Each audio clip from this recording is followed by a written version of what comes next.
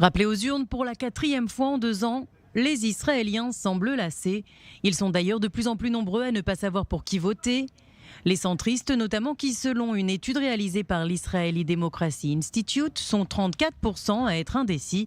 Ils n'étaient pourtant que 8% avant le 20 mars. À gauche aussi, de nombreux électeurs ne savent pas encore pour qui voter. Ils sont 19% à hésiter. Ils n'étaient que 9% avant le 20 mars. Enfin, à droite, on hésite aussi, mais dans une moindre mesure. L'étude révèle que 14% des électeurs de droite sont indécis, alors qu'ils n'étaient que 8% avant samedi dernier. Les raisons sont multiples. Pour les centristes, il y a la déception causée par l'échec du parti bleu-blanc. Nombreux sont d'ailleurs prêts à voter pour Gideon Sa'ar dans le seul but d'évincer Benyamin Netanyahou. À gauche, les électeurs hésitent principalement car les 2 seuls partis juifs, Meretz et le Parti travailliste, ne semblent apporter aucun nouveau message et n'ont que peu de chances de pouvoir former une coalition. Leur choix se porterait alors vers Yair Lapid et son parti Yesh Atid. Quant à la droite, c'est surtout le grand nombre de partis en lice qui semblent causer toutes ces hésitations.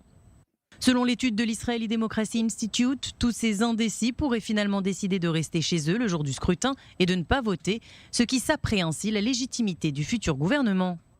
À moins de 24 heures du scrutin, les partis n'ont que peu de temps pour motiver les Israéliens. Lors d'un meeting de campagne à Jérusalem dimanche, Benyamin Netanyahou a tenté de mobiliser les électeurs en faisant planer la menace d'un gouvernement par alternance avec Yair Lapid comme seule solution.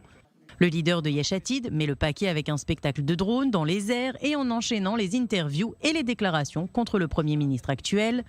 Gideon Sa'ar aussi concentre ses propos contre son ancien allié du Likoud et contre Naftali Bennett. Le leader de Yamina, qui lui aussi multiplie les interviews et insiste sur le fait qu'il ne rejoindra pas un gouvernement dirigé par Yair Lapid, un engagement qu'il a mis sur papier et qu'il conditionne au refus catégorique de Benyamin Netanyahou à rallier Mansour Abbas à son gouvernement.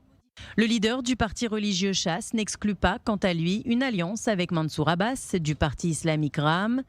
Il précise toutefois préférer former une coalition sans le soutien du parti arabe.